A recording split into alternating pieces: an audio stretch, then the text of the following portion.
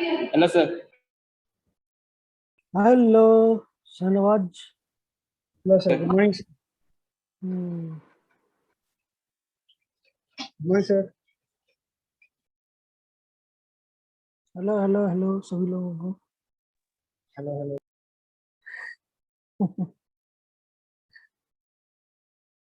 Okay, तो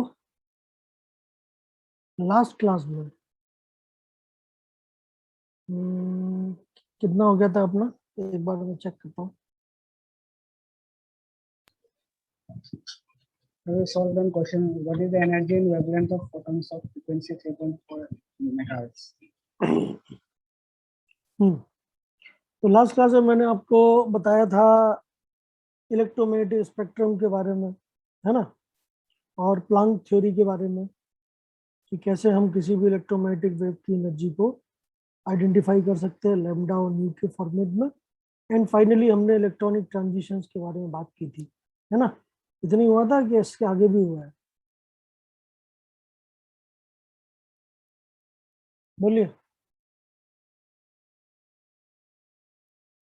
कौन बोलेगा?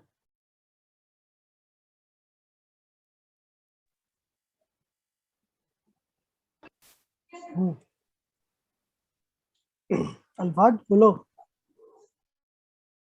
कहाँ तक हुआ था लास्ट क्लास में? अल्फाज जी बताएंगे। बोलिए अल्फाज जी, अल्फाजों की कमी ना हो जाए, बोलिए। अल्फाज जी कुछ बोली ही नहीं।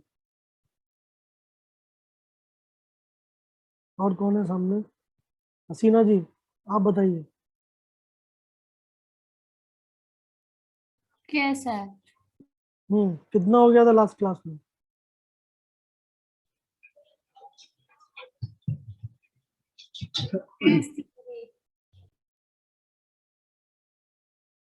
कोई नहीं बता रहा। ये राम, आगे बढ़ते हैं। चलो, इतनी सारी चीजें, प्लैंक्स थ्योरी सर। ठीक है फिर।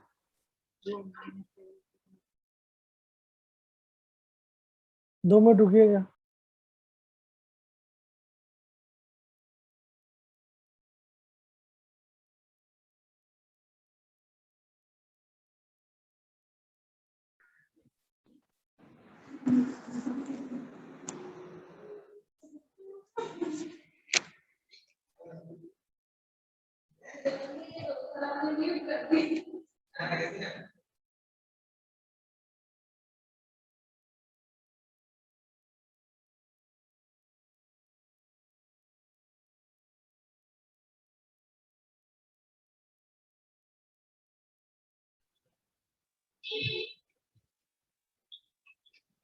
सर आपका माइक म्यूट हो गया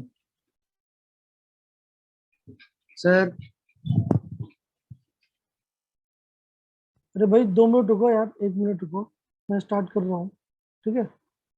अभी 21 लोग ही आए हैं, थोड़ा 1-2 लोगों को और आ जाने दो। Don't worry, we will start the class.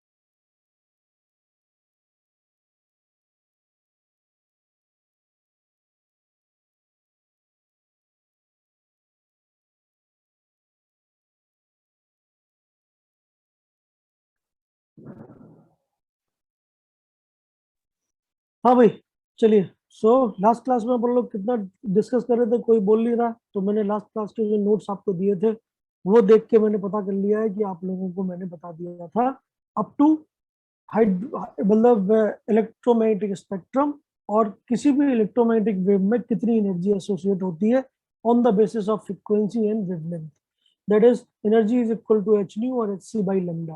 तो लास्ट क्लास में हमने जो मेजर बात की थी वो थी इलेक्ट्रोमैग्नेटिक रेडिएशंस की, जिसमें हमने लेमडा और न्यू के बेसिस पे एनर्जी निकाल लिया था, या तो एच न्यू या एच सी बाई लेमडा। बोलिए, आप सभी लोग सहमत हैं मेरी बात से? बोलिए। Yes, sir. हाँ, वेरी गुड। चलिए, तो आज अपन लोगों को क्या करना है? आज अपन लोगों को ये देखना है कि कितने एनर्जी का फोटोन एब्जॉर्ब करके इलेक्ट्रॉन ग्राउंड स्टेट से एक्साइटेड स्टेट में जा सकता है। जैसे अगर एनर्जी ऑफ फोटोन एब्जॉर्ब कर लिया गया, थोड़ा लिख के दिखाता हूँ, ठीक है। जैसे अगर मान लेते हैं हमने फोटोन एब्जॉर्ब किया लैम्डा न्यू फ्रिक्वेंसी का, तो आपका जो इलेक्ट्रॉन है वो या तो 1 से 2 में चला जाएगा, या 1 से 3 में चला जाएगा, या 1 से 4 में चला जाएगा, ठीक है। टेक्निकली इसको अगर मैं केमिकल इक्वेशन के हिसाब से लिखूं तो मैं बोल सकता हूँ कि ग्राउंड स्टेट पर रहने वाला जो एटम है वो कुछ ना कुछ एनर्जी या कुछ ना कुछ फोटॉन्स को एब्जॉर्ब करके एक्साइटेड स्टेट में चला जाता है, ठीक है, हायर एनर्जी ऑर्बिट्स में चला जाता है, क्योंकि energy can neither be created not be destroyed. तो ये बात तो पक्की है कि अगर मेरी एनर्जी पहले कम थी ग्राउंड स्टेट में, और मैंने अगर किसी भी एनर्जी का फोटोन एब्जॉर्ब किया है, तो हमेशा उस एनर्जी जो फोटोन की एक्स्ट्रा एनर्जी मिली, वो एनर्जी डिफरेंस किसके बराबर होगा? ऑर्बिट्स के बीच के एनर्जी गैप के बराबर होगा। This transition is from what? Forward direction, ground state to excited state. लेकिन आप सब जानते हैं कि भैया कोई भी चीज एक्साइटेड स्टेट में तो रहना नहीं चाहेगी, क्योंकि एक्साइटेड स्टेट मतलब मोर एनर्जी, और कोई भी चीज ज्यादा एनर्जी फॉर्म में तो रहेगी नहीं, क्योंकि एनर्जी का बढ़ना मतलब स्टेबिलिटी का घटना। समझ में आ रही बात? तो दैट मीन्स एक्साइटेड स्टेट में आपका जो एटम चला गया वो तो टेम्पररी है, कुछ ही टाइम के लिए गया है। जैसे ही उसे मौका मिलेगा वो एक्साइटेड स्टेट से वापस से कौन सी स्टेट में जाना चाहेगा?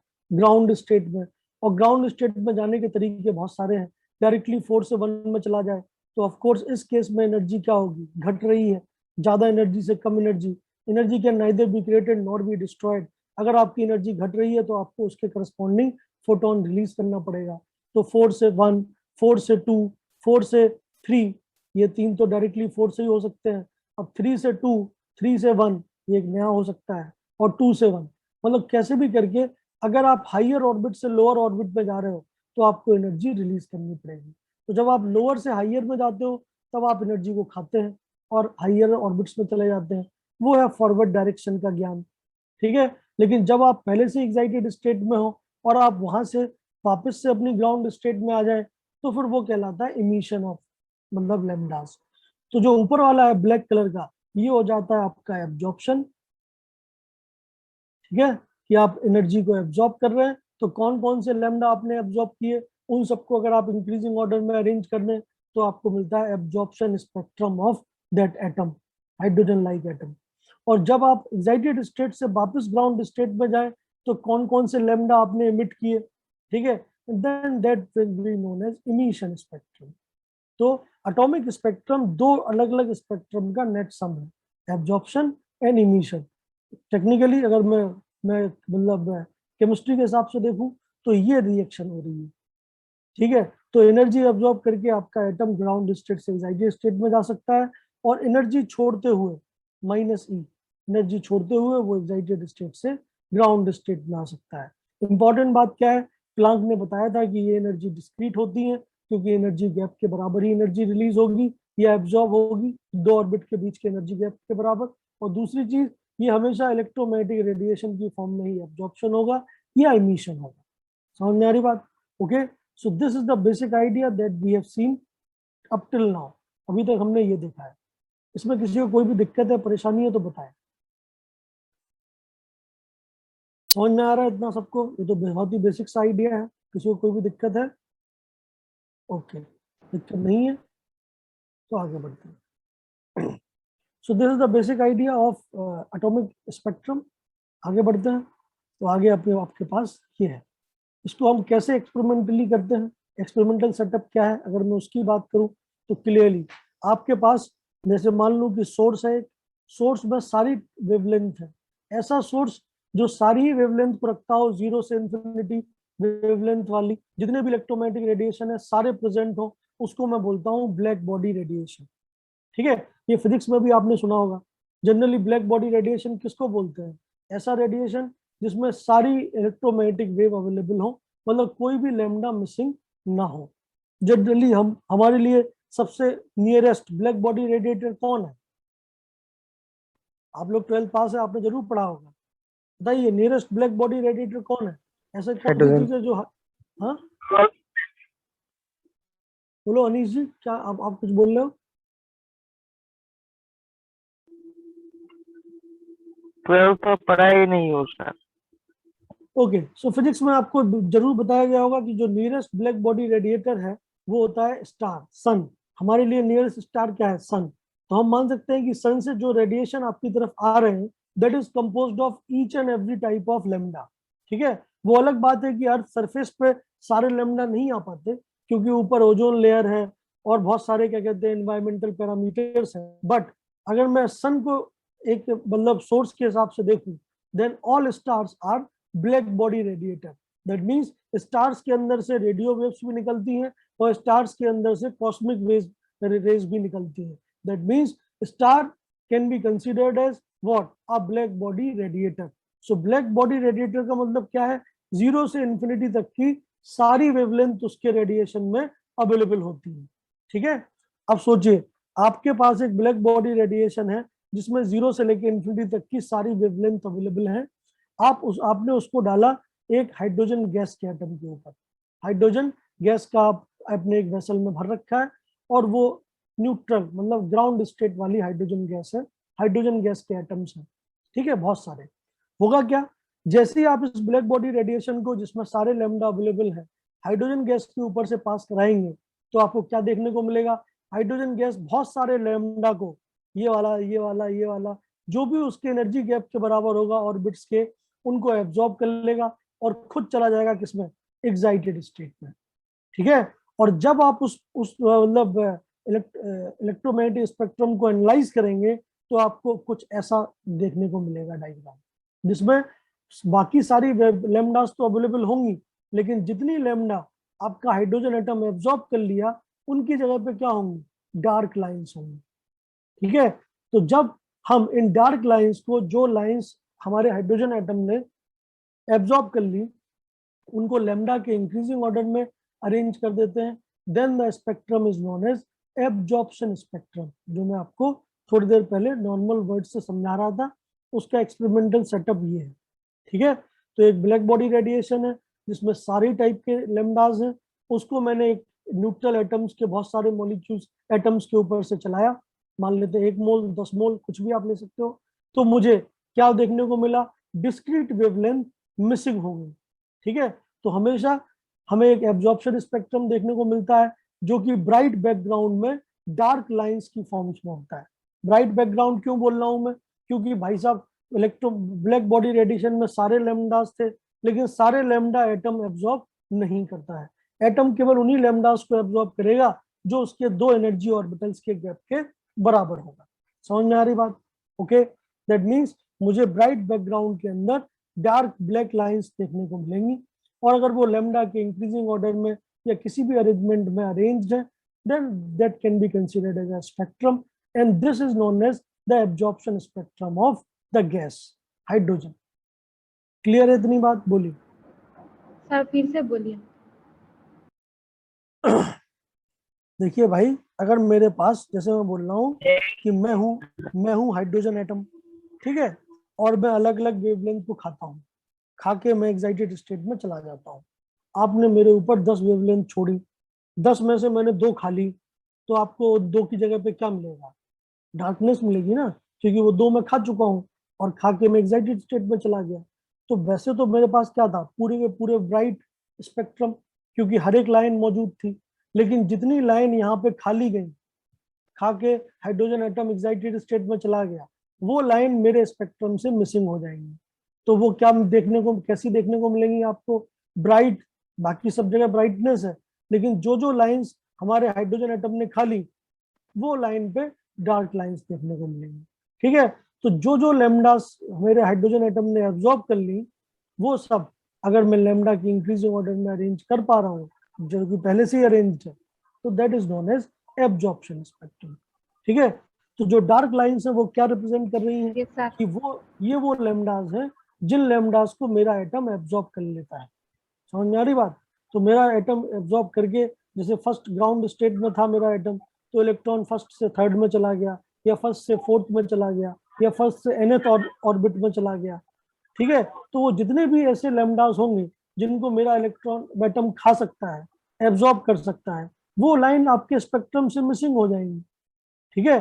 सो दिस पर्टिकुलर स्पेक्ट्रम, ठीक है, in the bright background the dark lines that can be seen in increasing order of their lambda is known as absorption spectrum.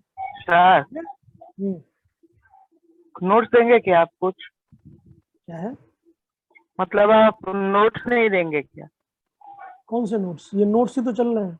कौन से नोट्स चाहिए आपको? ये तो हम लोग पिक्चर मतलब आप जो समझा रहे हो सर वो तो समझ तो रहे हैं सर, नोट्स भी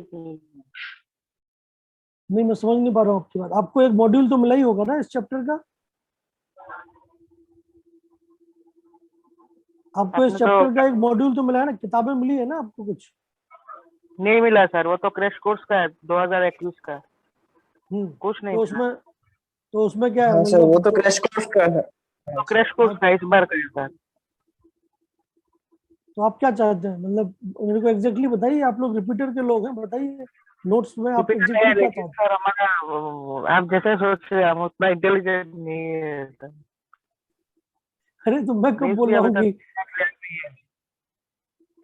नहीं, तो आप एग्जैक्टली क्या चाहते हैं मेरे को बताइए ना। ये सब लिखा तो है ही आपके सामने, लेकिन आप क्या चाहते हैं कि जो मैं बोल रहा हूँ वो भी आपको रिटर्न में मिल जाए?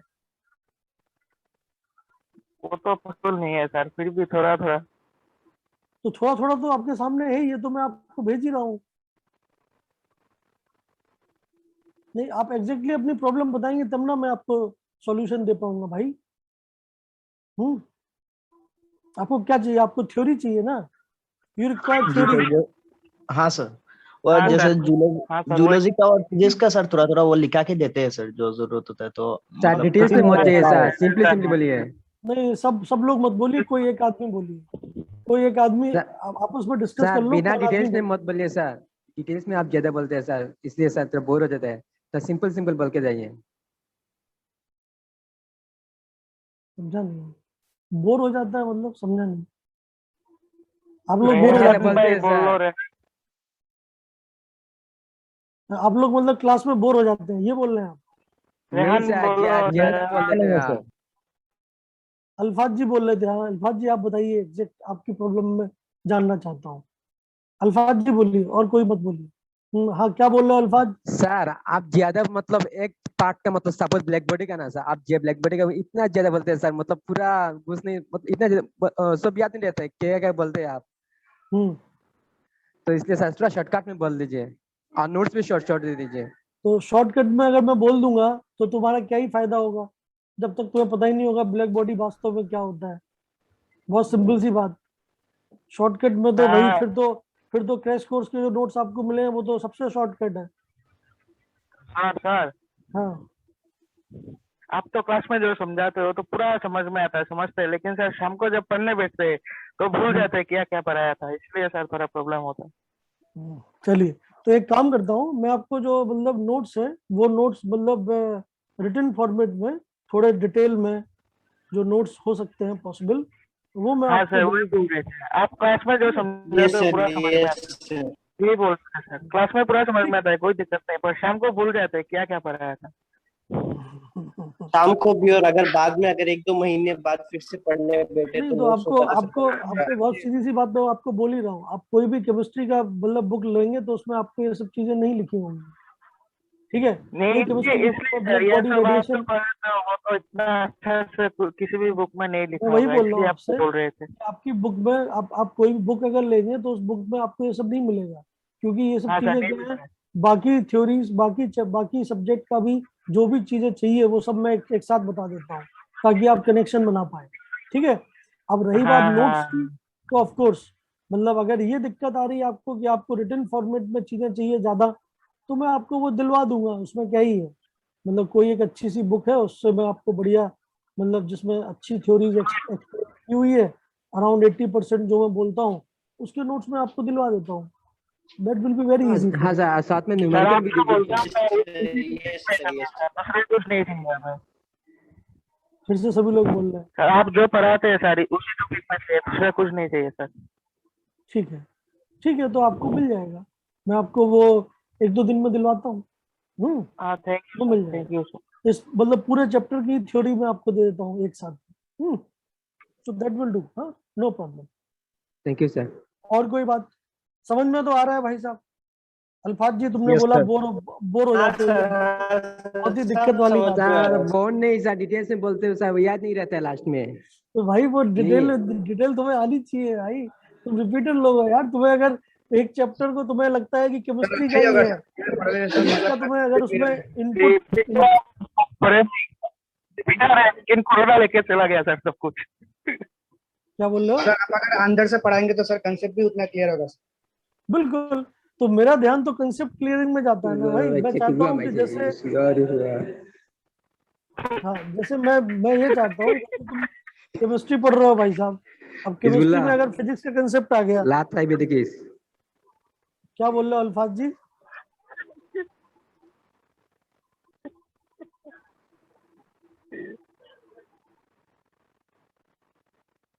ओके, शांति हो गई, अच्छी बात है। चलिए तो ठीक है भाई, तो आप लोगों के इनपुट्स जो है वो मैंने ले ली। आपको क्या कहते हैं, जो रिटन में थोड़े नोट्स और जाना चाहिए वो आपको मिल जाएंगे। अभी आप समझने पे ध्यान दीजिए, समझना इज द मेन फोकस। अपने जो मतलब सजेशन है बोलने की बजाय आप चैट बॉक्स में लिख दीजिए, ठीक है? ओके, चलिए। सो मैं आपसे क्या बोल रहा हूँ कि मेरे पास एक ब्लैक बॉडी रेडिएशन है, मतलब मेरे पास 0 से लेके इन्फिनिटी तक की सारी लेमडास है, ठीक है?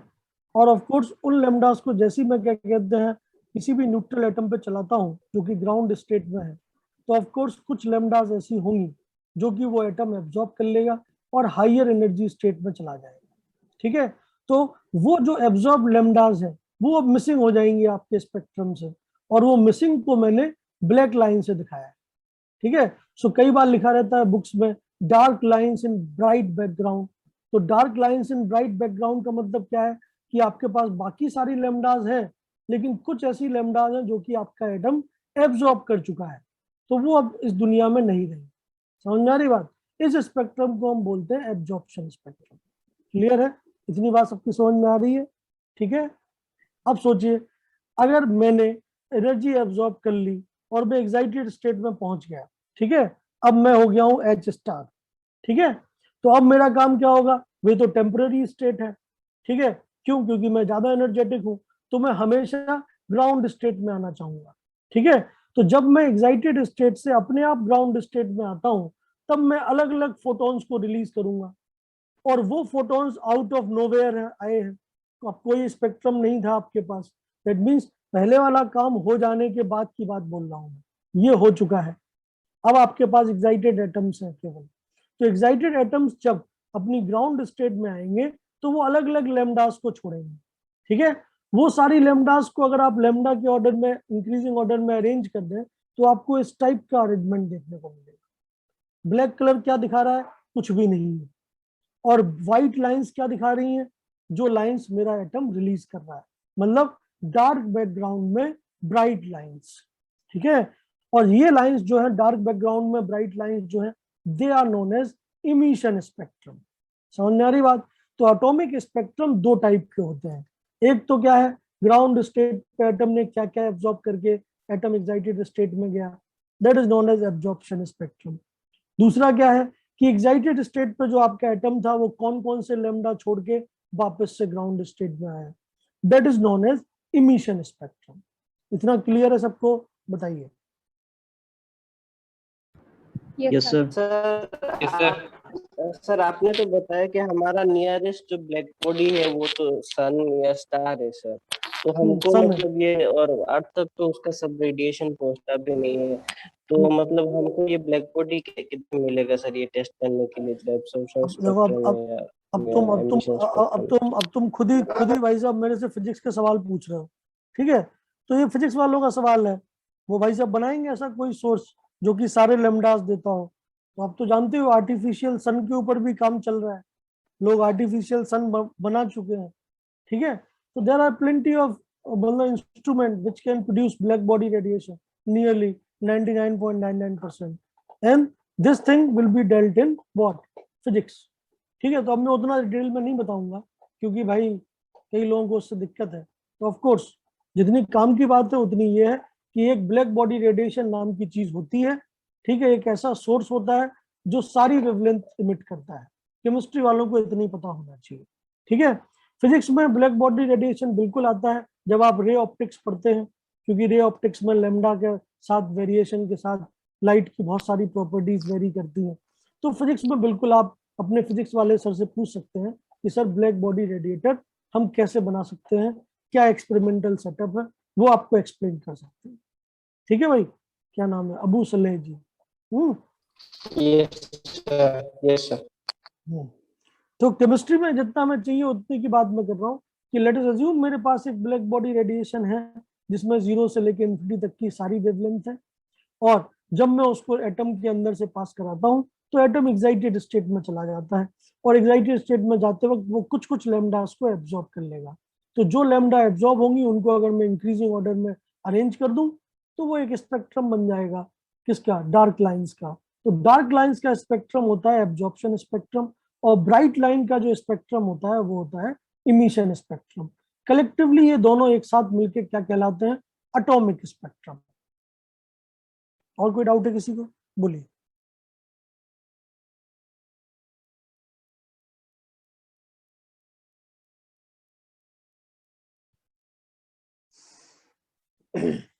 ठीक है, चलिए। सो दिस इज द थिंग।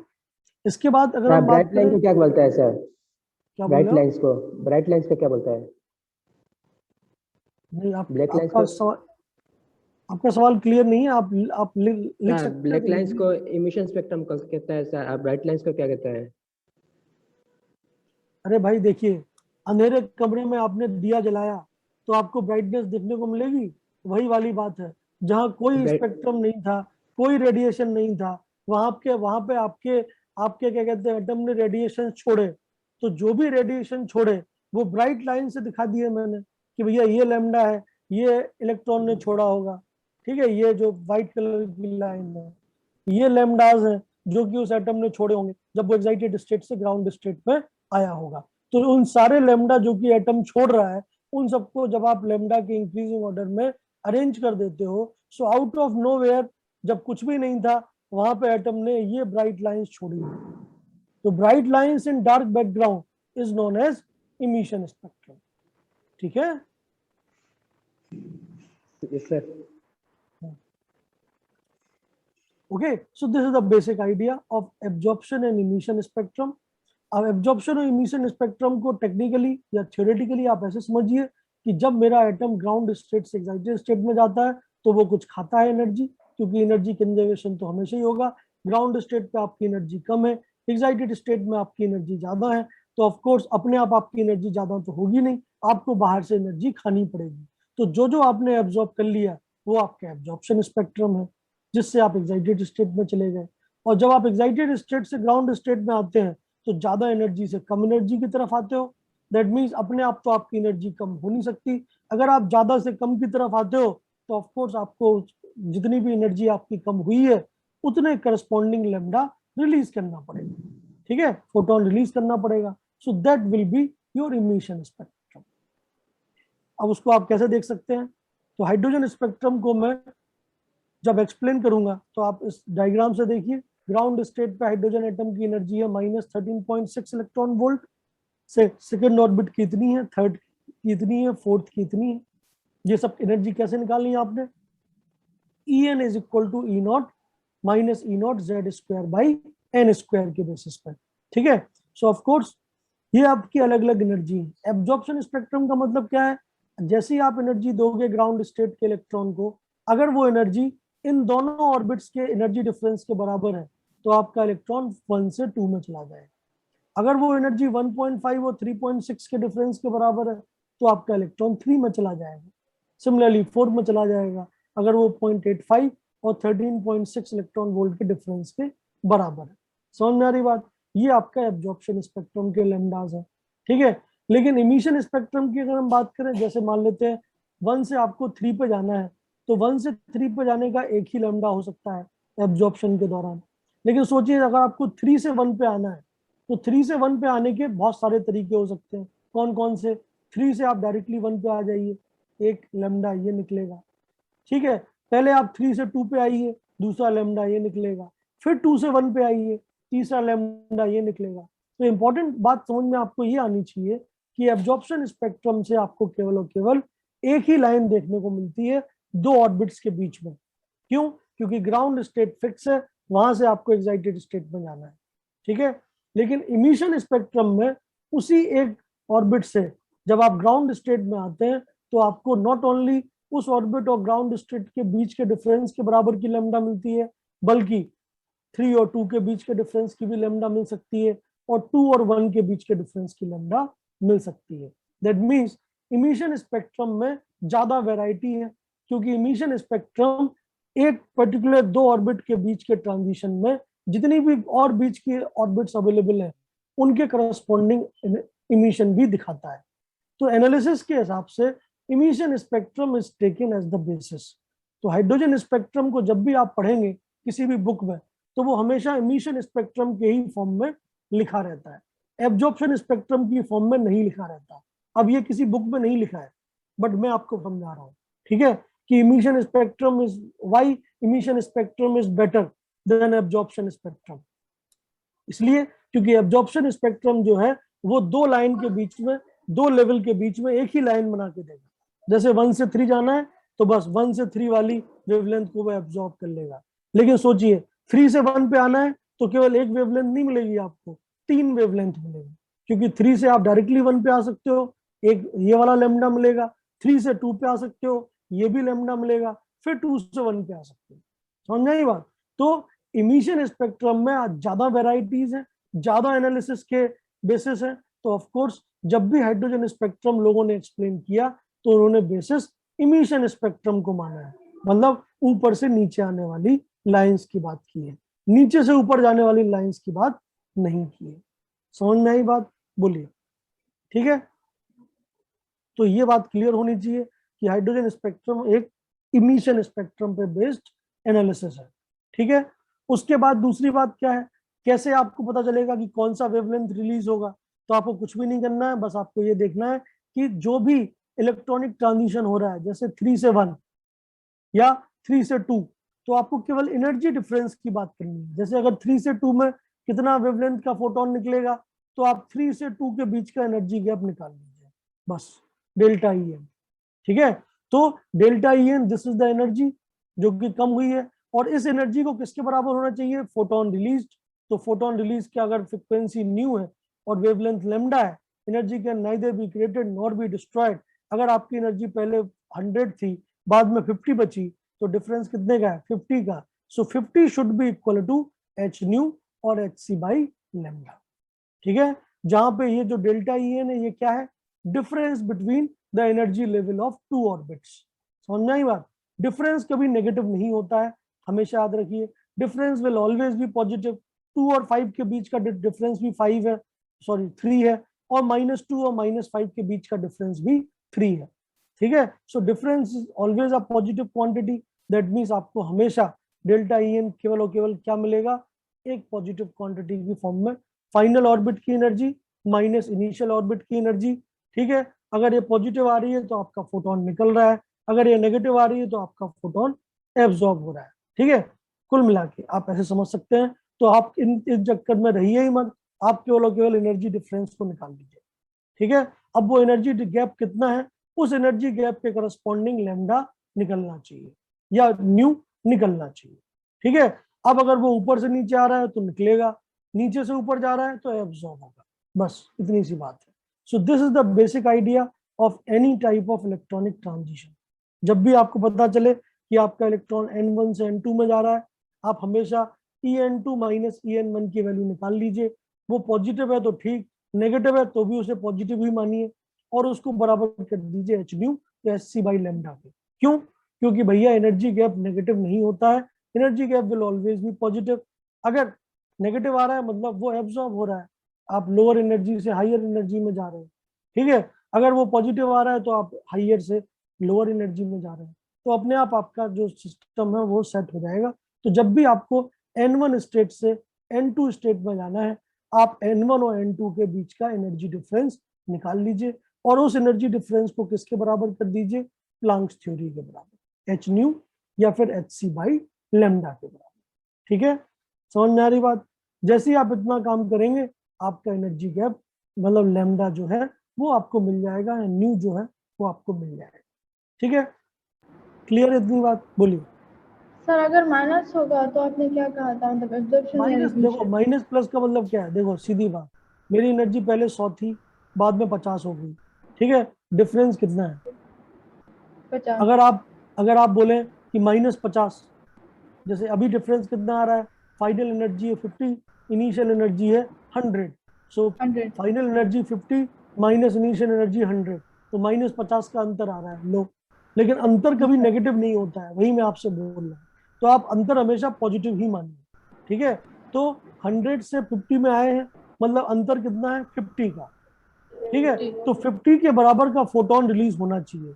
ठीक है, अब वो रिलीज होगा या एब्जॉर्ब होगा वो आप चेक कर लीजिए कि आपकी एनर्जी घट रही है या बढ़ रही है। अगर आपकी एनर्जी घट रही है तो रिलीज करा दीजिए, अगर आपकी एनर्जी बढ़ रही है तो एब्जॉर्ब करना पड़ेगा। ठीक है, but difference is the main thing. Okay, so difference हमेशा निकालिए और डिफरेंस के बराबर का फोटोन आप ढूंढ लीजिए और बस चेक कर लीजिए कि आप लोअर से हाइयर में जा रहे हो या हाइयर से लोअर में आ रहे हो। अगर आप हाइयर से लोअर में आ रहे हो तो वो इमिट होना पड़ेगा, अगर आप लोअर से हाइयर में जा रहे हैं तो वो एब्जॉर्ब होना पड़ेगा। ठीक है,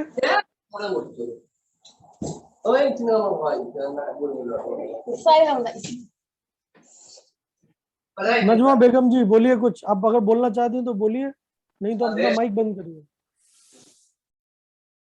धन्यवाद। चलिए, तो कैसे मतलब मैं कहूँ हाइड्रोजन स्पेक्ट्रम की स्टडी की गई, हाइड्रोजन स्पेक्ट्रम की स्टडी की गई सीरीज फॉर्मेट। सीरीज फॉर्मेट का मतलब क्या है, क्योंकि जब मुझे इमिशन स्पेक्ट्रम ही पढ़ना है और इमिशन स्पेक्ट्रम में मैक्सिमम वैरायटी है, तो मैं सीरीज फॉर्मेट में कैसे स्टडी करूंगा, मैं फाइनल डेस्टिनेशन को फिक्स कर दूंगा। जैसे अगर मैंने फाइनल डेस्टिनेशन फिक्स कर दिया n1 की वैल्यू मैंने फिक्स कर दी 1, तो फिर मैं कहां से 1 में आ सकता हूँ? 2 से, 3 से, 4 से। सिमिलरली 2 फिक्स कर दिया तो मैं हाइयर ऑर्बिट 3 से, 4 से, 5 से 2 में आ सकता हूँ। थर्ड ऑर्बिट फिक्स कर दिया तो मैं 4 से, 5 से, 6 से, इससे 3 में आ सकता हूँ। मेरी बात समझ में आ रही सबको या नहीं?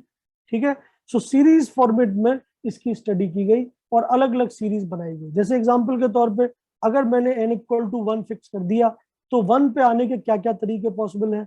2 से 1, 3 से 1, 4 से 1, 5 से 1, n से 1।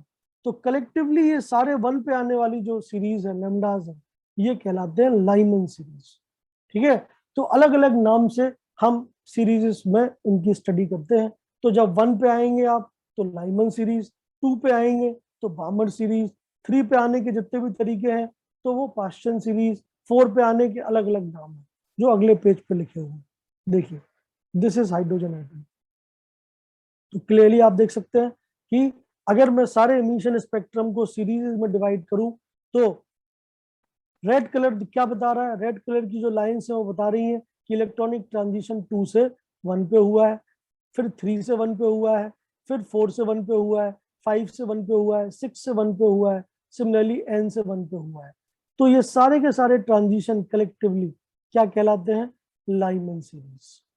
ठीक है, तो जब कोई भी इमिशन स्पेक्ट्रम में आपका फाइनल डेस्टिनेशन ऑर्बिट 1 हो, ठीक है, किसी भी nth ऑर्बिट से आप 1 पे जा रहे हो तो आप लाइमन सीरीज का पार्ट माने जाते हैं। ठीक है, नो डाउट लाइमन सीरीज में एनर्जी गैप बहुत बड़ा है, क्योंकि आप देख सकते हैं कि 2 से 1 में एनर्जी गैप बहुत बड़ा होता है। 1 की एनर्जी है -3.6, 2 की एनर्जी है -3.4, जो डिफरेंस है वो 10.2 इलेक्ट्रॉन वोल्ट का है। तो लाइमन सीरीज सबसे ज्यादा एनर्जेटिक होती है और वो कौन से जगह पे बिलोंग करती है इलेक्ट्रोमैग्नेटिक स्पेक्ट्रम में? अल्ट्रा वायलेट रीजन में। So due to high energy content, Lyman series generally belongs to ultra violet region of electromagnetic spectrum. समझ में आ रही बात? ठीक है, बाकी और में इतना ताकत नहीं है। क्यों?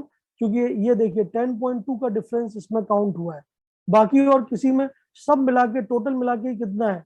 3.4, 3.4 से 0 है कि नहीं?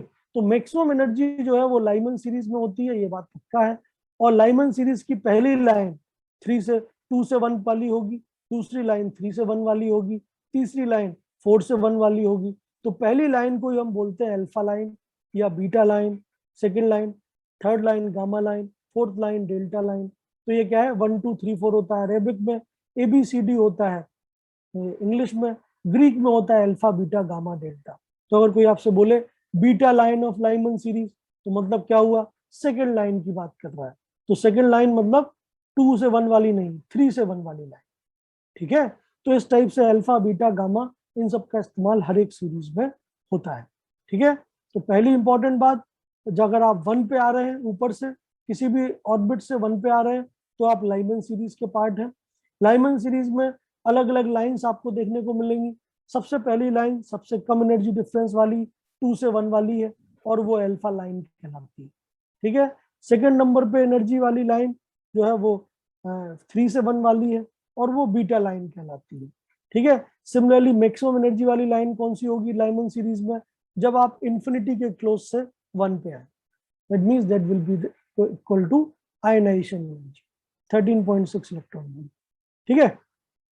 इतना क्लियर है सबको या नहीं, बोलिए लाइमन सीरीज। यस सर, क्या?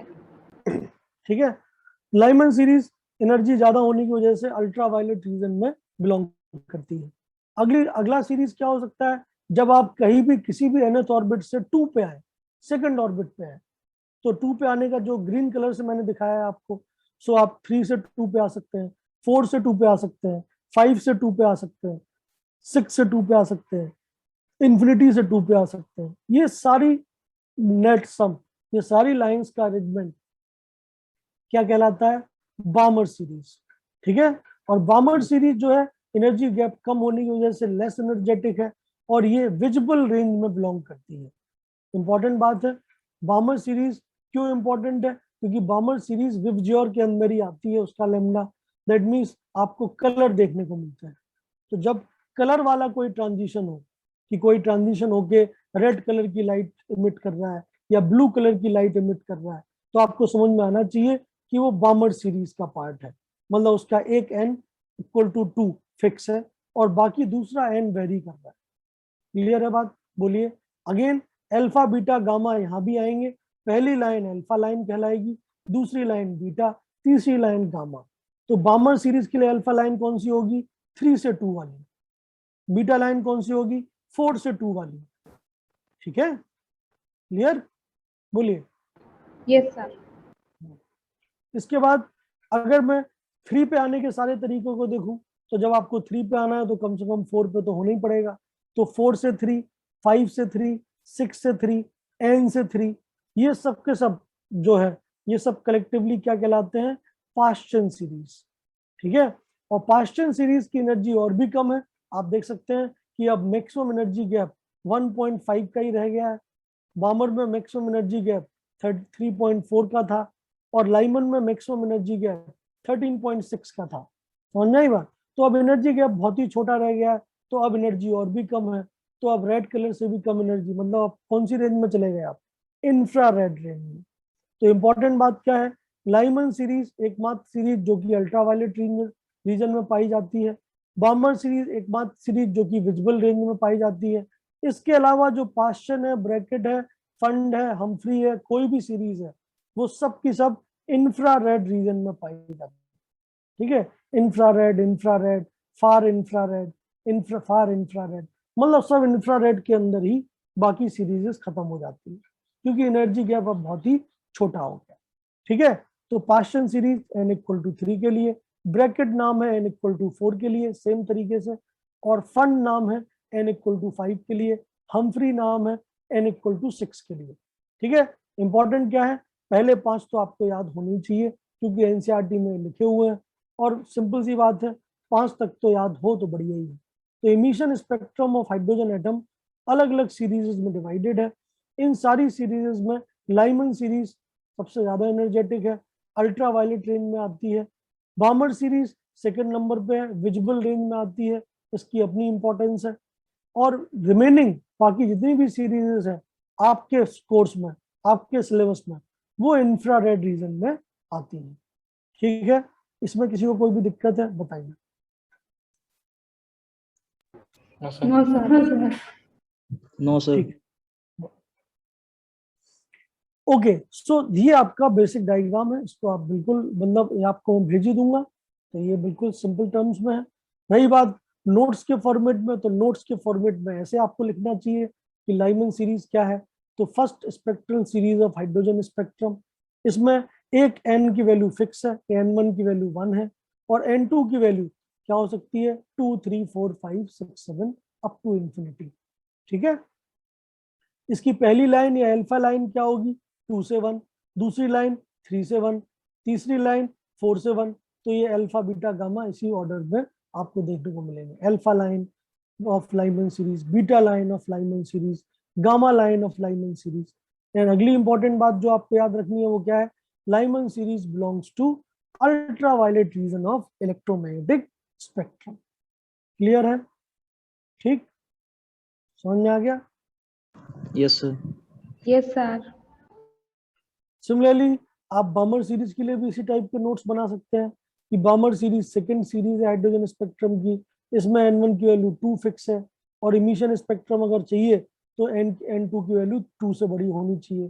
सो 3 4 5 6, मतलब इसमें जो अल्फा लाइन है वो 3 से 2 वाली है, बीटा लाइन 4 से 2 वाली, गामा लाइन 5 से 2 वाली। और ये इंपॉर्टेंट बात क्या है, this is the only series which belongs to visible range. ठीक है, all other series except Lyman and Balmer belongs to infrared region। बस इतना अगर आपको याद है तो हो गया काम। ठीक है, क्लियर? सेम काम आप रिपीट कर सकते हो पास्चन के लिए, ब्रैकेट के लिए, फंड के लिए, हमफ्री के लिए। बस आगे बढ़ाते जाइए। थर्ड सीरीज है, n1 की वैल्यू 3 है तो n2 की वैल्यू 4 5 6 होगी, पहली लाइन 4 से 3 होगी, दूसरी लाइन 5 से 3 होगी, same belongs to infrared. Similarly Brackett के लिए, समझ रहा है नहीं समझ रहा? ठीक है, तो कोई नई चीज नहीं है, इसलिए मैं उतनी थ्योरी देता हूँ। मुझे तो ऐसा लगता है कि आप लोग इंटेलिजेंट है, आप लोगों को बेसिक चीजें आती हैं। बट एनीवे आगे से आपको और ज्यादा थ्योरी लिख के दूंगा, चिंता मत करिए। सो this is the basic idea. Clear है? बोलिए। ओके, आगे बढ़े। Okay sir. ओके सर, चलिए। तो अब अपन लोग क्या करते हैं, लेमडा को निकालने की कोशिश करते हैं कि कोई भी इलेक्ट्रॉनिक ट्रांजिशन हुआ n1 से n2 या n2 से n1, तो उस केस में कितने लेमडा का जो रेडिएशन है वो एब्जॉर्ब होगा या एमिट होगा। ठीक है, अगर n1 से n2, n1 कम है n2 ज्यादा है, n1 से n2 जा रहे हो तो आपको एब्जॉर्ब करना पड़ेगा उतना वेवलेंथ। अगर आप ऊपर से नीचे आ रहे हैं, n2 मतलब ज्यादा है n1 कम है, n2 से n1 पे आ रहे हैं तो आपको रिलीज करना पड़ेगा। बहुत सिंपल सी बात। और आपको अगर कोई पूछे कि बताइए 1 से 3 ट्रांजिशन में कितना लेमडा लगेगा, या 3 से 1 के ट्रांजिशन में कितना लेमडा रिलीज होगा, इमिट होगा, तो आप कैसे निकालेंगे? ठीक है, तो अब वही हमें निकालना है। तो फॉर हाइड्रोजन लाइक एटम पे आ जाते हैं। अगेन बोर्स मॉडल के हिसाब से किसी भी nth ऑर्बिट में एनर्जी कितनी होती है, minus E0 Z² by n²। E0 की वैल्यू कितनी होती है 13.6 इलेक्ट्रॉन वोल्ट। दैट मीन्स किसी भी nth ऑर्डर में एनर्जी का प्रोफाइल ये है। Z आपका एटॉमिक नंबर है, n आपका ऑर्बिट नंबर है। अगर आप ट्रांजिशन दिखा रहे हैं n1 से n2 और आपको इस ट्रांजिशन के दौरान लेमडा की वैल्यू चाहिए जो कि एनर्जी है, मतलब लेमडा किसके करस्पॉन्डिंग है, एनर्जी ऑफ रेडिएशन एब्जॉर्ब। अगर नीचे से ऊपर गए हैं तो एब्जॉर्ब लिखेंगे, ऊपर से नीचे आए हैं तो इमिटेड लिखेंगे। तो ऑफ कोर्स आपको क्या निकालना है, delta E. That means energy gap कितना है उस n1 से n2 के बीच में, क्योंकि एनर्जी गैप के बराबर ही फोटोन निकलेगा। अब या तो वो निकलेगा या एब्जॉर्ब होगा। अगर नीचे से ऊपर जा रहे हैं तो एब्जॉर्ब होगा, ऊपर से नीचे आ रहे हैं तो वो इवॉल्व होगा, सीधी बात। ठीक है, तो n1 की एनर्जी कितनी है वो आप नोट कर लीजिए, n2 की एनर्जी कितनी है वो आप नोट कर लीजिए, दोनों के बीच के डिफरेंसेस को निकाल लीजिए। ठीक है, तो जैसे ही आप दोनों के बीच का डिफरेंस निकालते हैं तो फाइनल माइनस इनिशियल करके आपने डिफरेंस को नोट कर लिया। नो डाउट हमेशा आप देखिए ये फॉर्मूला तभी तक पॉजिटिव रिजल्ट देगा जब तक n1 की वैल्यू कम है किससे, n2 से। Otherwise 1/n1 square minus 1/n2 square negative हो जाएगा तो फायदा नहीं है। तो इसलिए हमेशा छोटी वैल्यू को आप यहाँ पे रखिए और बड़ी वैल्यू को यहाँ पे रखिए। So this is fixed for small orbit and this is fixed for higher orbit number. समझ में आ रही बात? तभी आपका डिफरेंस पॉजिटिव आएगा। बहुत सिंपल तरीके से आप समझ सकते हैं। ठीक है, as per conservation of energy में क्या बोल सकता हूँ कि जो भी एनर्जी एक्स्ट्रा बढ़ी है या घटी है, that is the energy absorbed और emitted by electromagnetic radiation. And electromagnetic radiation की जो एनर्जी है वो क्या होती है, फ्रीक्वेंसी की टर्म्स में एच न्यू, वेवलेंथ की टर्म में होती है S c by lambda. So बस इन दोनों को आप बराबर कर दीजिए। So you can write S c by lambda is equal to E naught Z square 1/n1 square minus 1/n2 square. ठीक है, इसको थोड़ा सॉल्व कर लीजिए। तो जैसे आप इसको सॉल्व करते हैं तो एच और सी तो कांस्टेंट है, लेमडा आपको निकालना है, तो एच सी को क्या करिए, यहाँ पे लेके जाइए, डिवाइड कर दीजिए ई नॉट से, तो आपको मिल जाएगा 1/λ is equal to E naught upon h c into Z square 1/n1 square minus 1/n2 square. No doubt E naught is a constant 13.6 electron volt, value कितनी होगी 13.6, और 1 इलेक्ट्रॉन वोल्ट की एनर्जी कितनी होती है 1.6 into 10⁻⁹ joule. So this is the E naught. Z तो fix नहीं है, अलग अलग एटम के लिए अलग अलग होगा। हाइड्रोजन के लिए 1 होगा, हीलियम प्लस के लिए 2 होगा, लिथियम 2 प्लस के लिए 3 होगा। बट एच तो फिक्स है, Planck constant, and c fix है, लाइट की स्पीड। तो आप E naught upon h c इस पूरे के पूरे चीज को क्या मान सकते हैं, एक नया कांस्टेंट जिसको हम बोलते हैं रिडबर्ग कांस्टेंट। रिडबर्ग कांस्टेंट की एग्जैक्ट वैल्यू होती है 109,677 सेंटीमीटर इनवर्स, जब सेंटीमीटर में आप डालते हो, और 109,6700 मीटर इनवर्स, 1 मीटर में 100 सेंटीमीटर होते हैं, तो सेंटीमीटर इनवर्स को मीटर इनवर्स में कन्वर्ट करोगे तो 100 से मल्टीप्लाई करना पड़ेगा। याद रखने का तरीका क्या है, 109,677 पैटर्न नहीं बनना, लेकिन इसको अगर आप 109,678 लिख दोगे तो एक का ही चेंज है, कोई ज्यादा फर्क नहीं पड़ेगा। याद आप ऐसे रख सकते हो 109,678। तो देखिए 678 फॉरवर्ड डायरेक्शन में, 111 बढ़ रहा है, और 8 के बाद क्या आएगा 9 10 बैकवर्ड डायरेक्शन में। तो ये पैटर्न है जो कि जिससे मैंने याद रख रखा है। ठीक है, 678 लिख दिया पहले और उसके आगे 9 10 लिख दिया अपोजिट से डायरेक्शन में। तो ये हो गया 6 से लेकर 10 तक के डिजिट्स से आपको रिडबर्ग कांस्टेंट की वैल्यू याद हो जाएगी। ठीक है, तो इसकी वैल्यू आप याद कर लीजिए।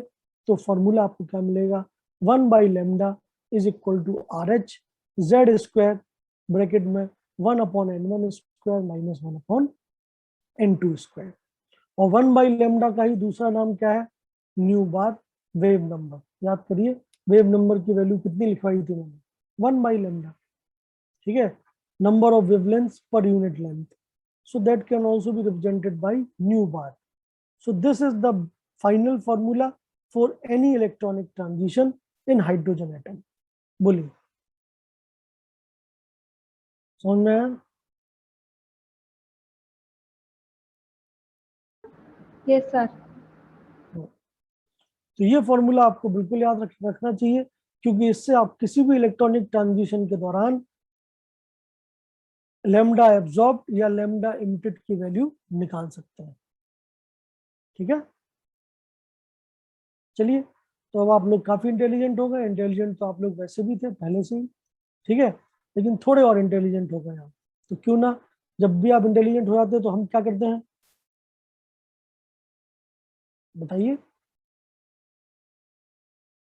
नहीं पता, आसान आसान से सवालों को सॉल्व करते हैं। तो बस स्टार्ट हो जाइए, सवाल आपके सामने, कैलकुलेट करिए।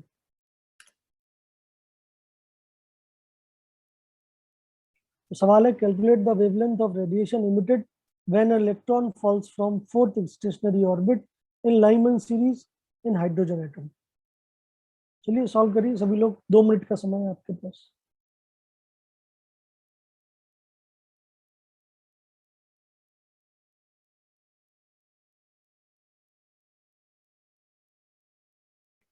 सर जेड का वैल्यू क्या होता है सर? एटॉमिक नंबर, ये सवाल तो तुमको नहीं पूछना चाहिए था भाई।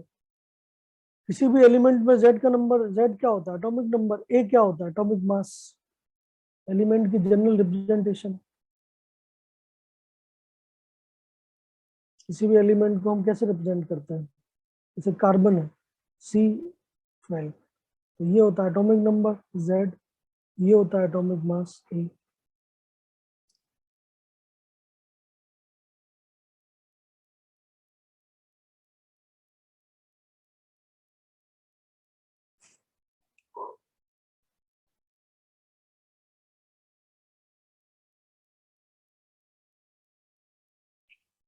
हो गया।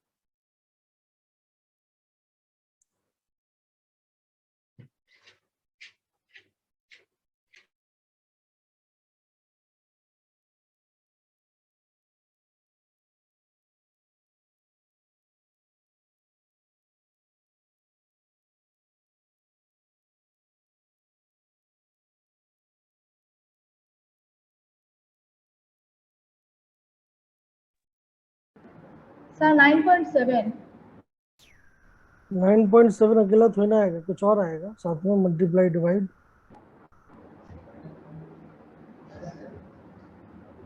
तो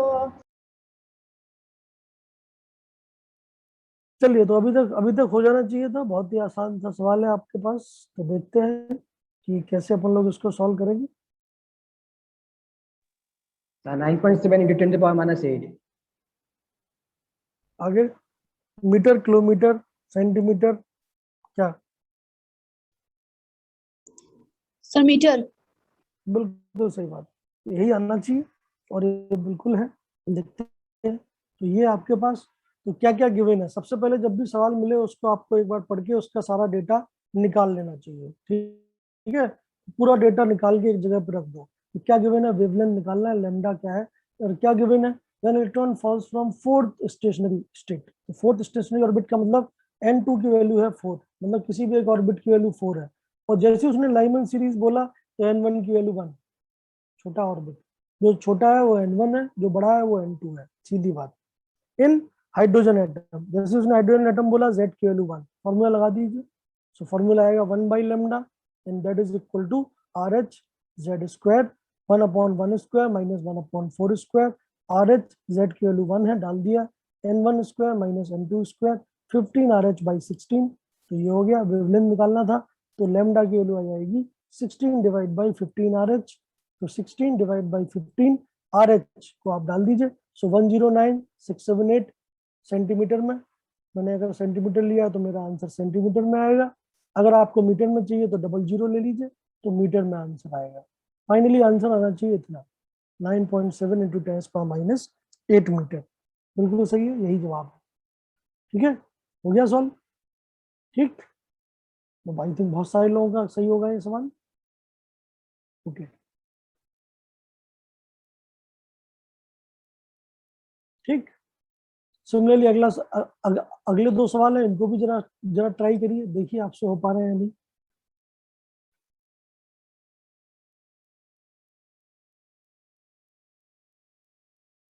तो जब भी आपको सवाल मिलते हैं, this is like physical chemistry, जब भी मैथमेटिक्स इन्वॉल्व होती है तो ऑफ कोर्स आपको क्या करना पड़ेगा, आपको सवाल को पढ़ के और प्रॉपर जो डेटाज है उनको निकाल लेना चाहिए, क्योंकि जब तक आपके पास सारे डेटा एक साथ नहीं देखेंगे आप, तब तक आप फॉर्मूले तक नहीं पहुंच पाएंगे। तो फिजिकल केमिस्ट्री में प्रैक्टिस क्यों रिक्वायर्ड है? इसलिए रिक्वायर्ड है कि आप डेटा को सही से फॉर्मूले में पुट कर पाते हैं या नहीं, यही सीखना होता है। ठीक है, तो जब भी आपको कोई भी सवाल मिलता है, ठीक है, these all questions are like physical chemistry, numericals, तो ऑफ कोर्स आपको क्या करना चाहिए, सवाल को ढंग से पढ़ना चाहिए, समय दीजिए, सवाल को पढ़िए। सवाल में क्या क्या चीजें, छोटा छोटा एक पॉइंट अगर मिस हो जाता है तो सवाल सॉल्व नहीं होता है, इसलिए एक एक पॉइंट को पढ़िए और उनसे क्या क्या इंपॉर्टेंट चीजें निकल रही हैं उनको पहले लिख लीजिए और फिर आप सवालों को सॉल्व करिए। सर ये सर N1 कौन सा पार्ट को हम ये करें, मतलब कौन सा सीरीज को? आप N1 को वो वाला चीज लीजिए जो छोटा हो, ठीक है, क्योंकि अगर आपने N1 बड़ा ले लिया और N2 छोटा ले लिया तो आपका लेमडा नेगेटिव आ जाएगा। ठीक है, तो आपको तो डिफरेंस देखना है, तो डिफरेंस हमेशा पॉजिटिव होना चाहिए। तो मैथमेटिकली वो पॉजिटिव कब आएगा, जब N1 की जगह पे छोटी वैल्यू डाली जाए और N2 की जगह पे बड़ी वैल्यू डाली जाए। तो जो भी आपको 2 ऑर्बिट्स मिल रही हैं उनमें छोटी ऑर्बिट को N1 लिखिए और बड़ी ऑर्बिट को N2 लिखिए। ठीक है, अच्छा,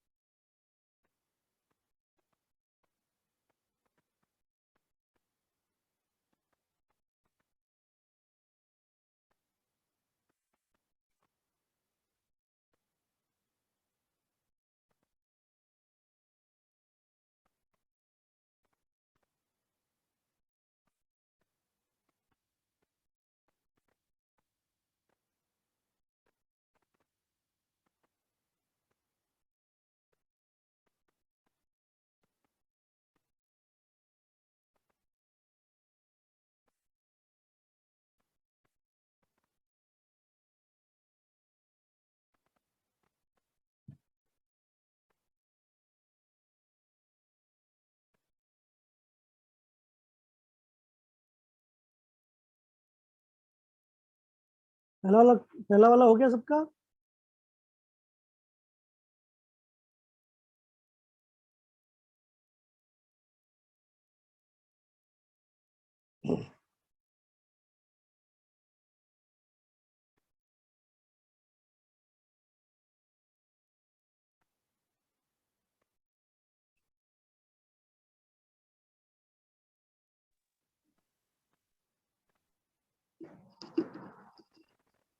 सर पहला वाला का आंसर 2.425 सेंटीमीटर। कितना? 2.425।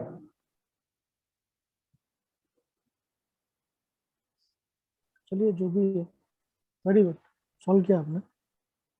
इनवर्स कोई? सेंटीमीटर।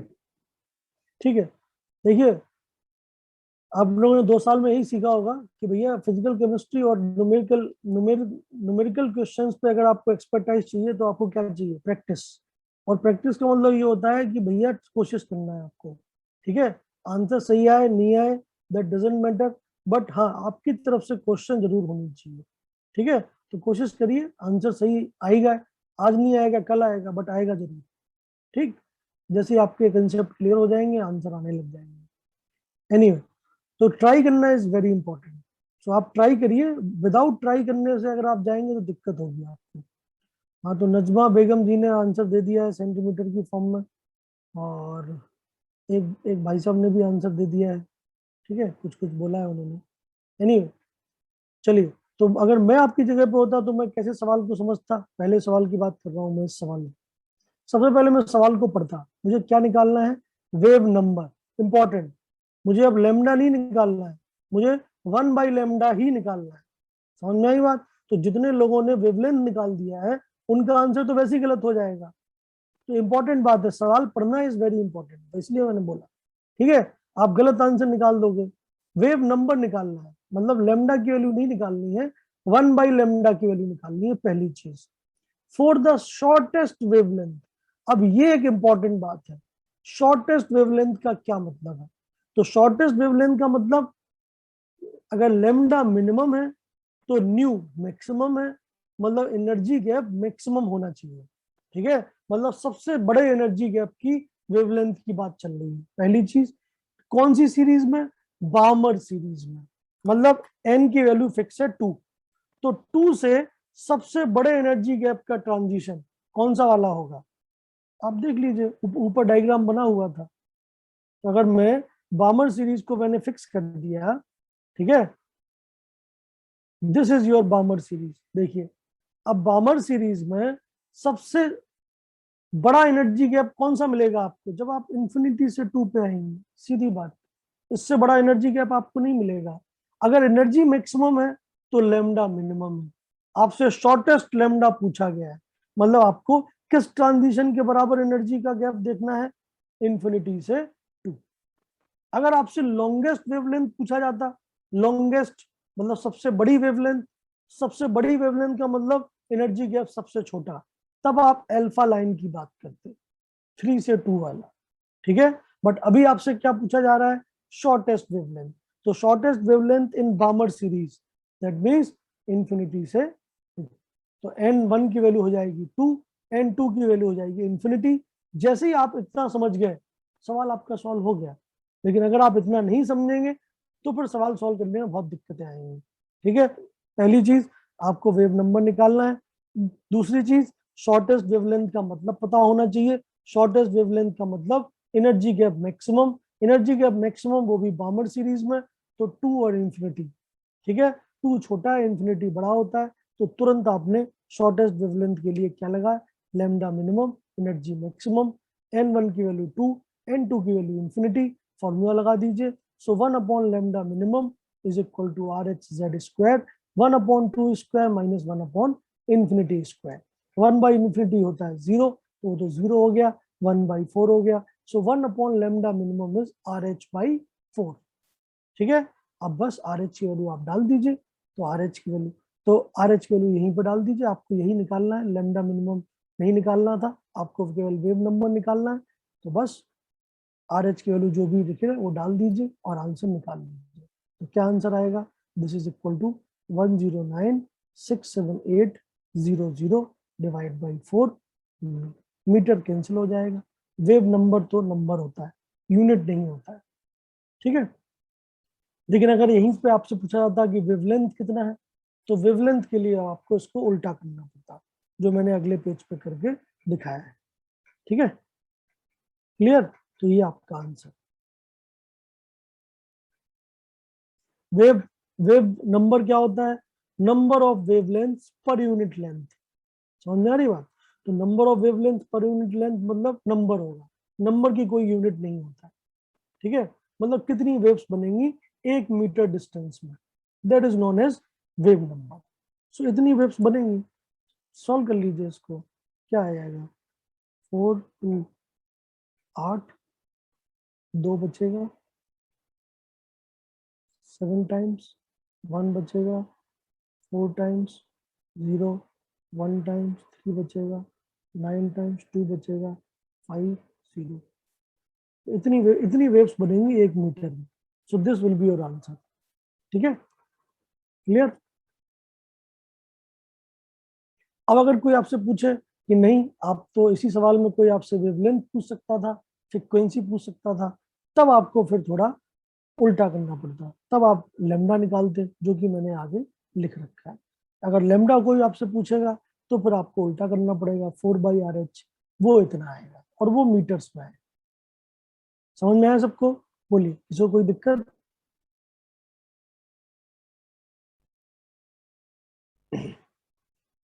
Hello hello sir. ये था। समझ में आ गया? अब अगले सवाल पे जाते हैं। अगला सवाल का है किसी का आंसर? Yes sir 1:1। 1:1 बराबर? बराबर sir. तो नहीं आना चाहिए, बराबर तो नहीं आएगा, कहीं ना कहीं कैलकुलेशन मिस्टेक किया है आपने, आप चेक करिए। बाकी मैं बताता हूँ आपको क्या है भाई। सवाल को पढ़ो, वही मैंने बोला, सवाल को ढंग से पढ़िए। सो आपको रेशियो निकालना है। जब भी सवाल में रेशियो पूछा जाए, आप कभी भी पूरा सॉल्व मत करिए, जो कॉमन टर्म्स है उनकी टर्म्स में ही आंसर निकालिए, क्योंकि रेशियो लेते वक्त कॉमन टर्म्स कैंसिल हो जाएंगी, तो आपका समय बचेगा। याद रखिए, स्मार्ट वर्क, हार्ड वर्क तो हर कोई करता है, बट मैंने क्या बोला था, स्मार्ट बनिए। तो स्मार्ट का मतलब क्या है? रेशियो का सवाल है, RH कॉमन टर्म है, आएगा ही आएगा, तो RH के टर्म्स में ही आंसर निकालिए, ठीक है। So calculate the ratio of wavelength of alpha line in Lyman series to that of beta line in Balmer series, ठीक है। तो अल्फा लाइन किसकी? लाइमन सीरीज की, और बीटा लाइन किसकी? बामर सीरीज की। अल्फा लाइन का क्या मतलब है? पहली लाइन। और लाइमन सीरीज का क्या मतलब है? 2 से 1। तो हमें पता चल गया 2 से 1। और बीटा लाइन का मतलब क्या है? Second line. और बामर सीरीज का मतलब क्या है? 3 से 2, 4 से 2, 5 से 2। तो सेकेंड लाइन कौन सी होगी? 4 से 2। पहली लाइन कौन सी होगी बामर सीरीज में? 3 से 2। तो दूसरी लाइन कौन सी होगी? 4 से 2। मतलब इस केस में पता चल गया n1 की वैल्यू 2 है, n2 की वैल्यू 4 है। चलिए स्टार्ट हो जाइए। तो alpha line in Lyman series का मतलब क्या हो गया? n1 की वैल्यू 1, n2 की value 2। And beta line in Balmer series का क्या मतलब हो गया? n1 की लाइन 2, n2 की लाइन 4। क्लियर? पहले 1/λ अल्फा निकाल लीजिए। सो RH z² 1/1² minus 1/2²। So that will B 3RH/4। ये पहली इक्वेशन हो गई, ठीक है। ओके। सिमिलरली बीटा लाइन के लिए आप क्या लिख सकते हो? 1/λ beta is equal to RH z² 1/2² minus 1/4²। तो वो सॉल्व होके आएगा 3RH/16, ठीक है। इतना सब, इतना क्लियर है अल्फाज जी? बोलिए। Yes sir. अब आपको क्या चाहिए? आपको जो पूछा गया है वो किस किस का रेशियो पूछा है? आपको lambda alpha Lyman Balmer. Upon lambda beta पूछा है। तो lambda alpha upon lambda beta कैसे निकलेगा? अगर आप 1 और 2 को डिवाइड कर दोगे तब तो lambda beta by lambda alpha निकलेगा, लेकिन आपको चाहिए लेमडा अल्फा ऊपर और लेमडा बीटा नीचे, तो 2 से 1 को डिवाइड करिए। सो इक्वेशन 2 को मैंने इक्वेशन 1 से डिवाइड कर दिया, तो मुझे क्या मिला? मुझे मिला 1/λ beta upon 1/λ alpha is equal to 3RH/16 upon 3RH/4। तो A/B/C/D, तो नीचे नीचे वाले मतलब जो है नीचे और ऊपर वाले मल्टीप्लाई हो जाएंगे और बीच वाले दोनों मल्टीप्लाई हो जाएंगे। Class 9 10th A/B/C/D ratio proportion chapter. So lambda alpha चला जाएगा ऊपर और लेमडा बीटा आ जाएगा नीचे, जो हमें चाहिए था। यहाँ पे 3RH के साथ मल्टीप्लाई होगा 4 का, और 16 का मल्टीप्लाई होगा 3RH के साथ। So that is 3RH into 4 and 3RH into 16। So 3RH cancel हो गए, कुछ भी सॉल्व नहीं करना पड़ा, और 4/16 का आंसर है 1/4। So answer will be 1/4। समझ में आया Alfaz ji? Clear? Yes sir. So this is the basic idea. Clear है? किसी को कोई भी दिक्कत है समझने में, प्लीज बताएं, ठीक है। तो फॉर्मूला एक ही होता है, मैंने कई बार बोला है। बोर्ड की तैयारी का अलग तरीका होता है, वो हार्ड वर्क ही होता है। और बिल्कुल बोर्ड की तैयारी में यही इंपॉर्टेंट था कि 1/λ is equal to RH z², 1/n1² minus 1/n2² पढ़ लीजिए, बस काम हो गया, ठीक है। लाइमन सीरीज क्या होती है, बामर सीरीज क्या होती है, बस इसी के ऊपर सवाल आएगा। सवाल ऐसे तो आते हैं, what do you mean by Lyman series, 2 number लिख दो, 2 लाइनें, ठीक है। बट जब आप एग्जाम की तैयारी करते हैं, आप लोग एक बार एग्जाम देने वाले हैं, और इनफैक्ट क्या कहते हैं अभी 1 महीने बाद ही देंगे, और आपने कई मॉक टेस्ट, कई टेस्ट सीरीज दिए होंगे, तो आपने हमेशा पाया होगा कि कभी भी थ्योरेटिकल सवाल नहीं आता है, सवाल ऐसे ही आते हैं जैसे मैं आपसे पूछ रहा हूँ, न्यूमेरिकल वाले, समझ में आई बात। और जब न्यूमेरिकल होगा तो ऑफ कोर्स आपकी एनालिटिकल पावर ज्यादा होनी चाहिए। फॉर्मूला नो डाउट वही है, बट उसका इम्प्लीमेंटेशन अलग अलग तरीके से हो सकता है।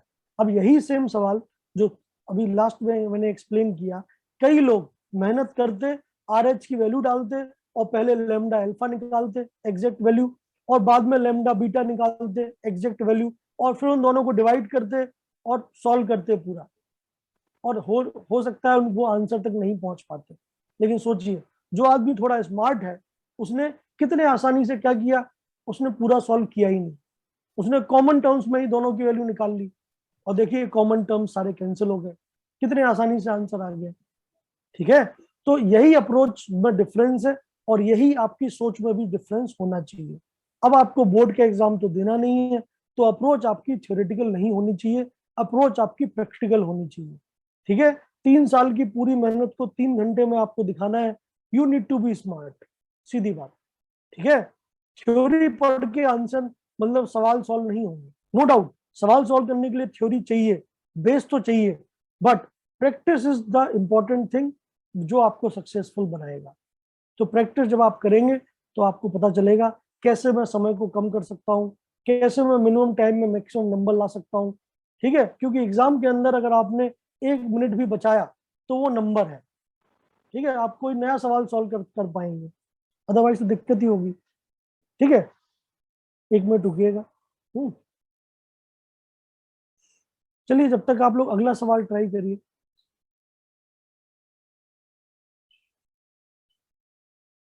चलिए, ये वाला सवाल ट्राई करिए जो सामने लिखा हुआ है।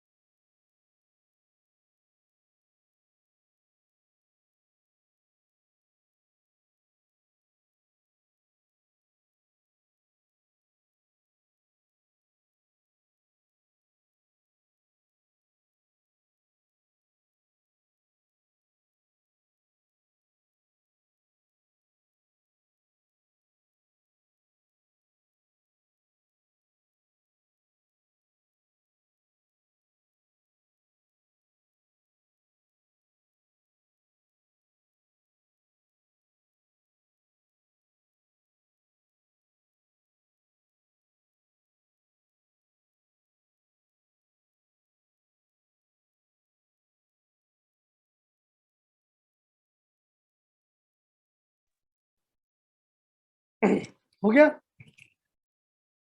तो ये तो हो ही गया होगा, क्योंकि ये सेम सवाल है, बस अलग वर्डिंग से पूछा गया है। ठीक है, एक सवाल जो मैंने सबसे पहले वाला आपको दिया था, वो सवाल क्या था? फोर्थ स्टेशनरी ऑर्बिट से 1 में आने का, ये उसी को अलग तरीके से पूछा गया है। वहां पे सीधा पूछा गया था फोर्थ स्टेशनरी ऑर्बिट से मतलब 1 में आप आ रहे हो, यहाँ पे उसी को थोड़ा चेंज कर दिया है। क्या बोला गया है?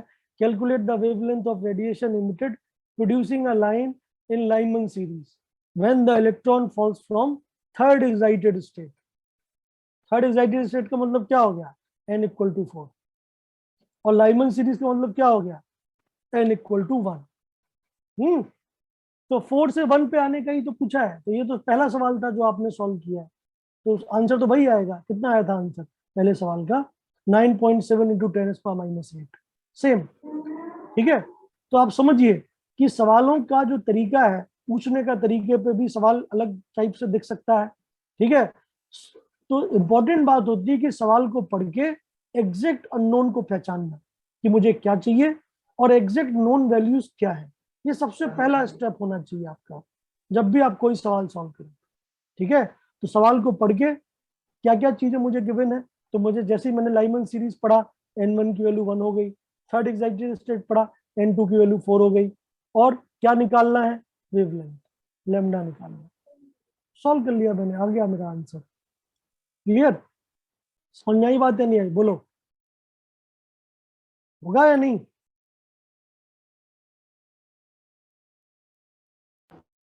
Yes sir. सिमिलरली और भी मतलब अलग अलग टाइप के सवाल पूछे जा सकते हैं। कुछ सवाल क्या है मूल, हाँ बोलो। सर ये 10⁻⁸ कैसे है?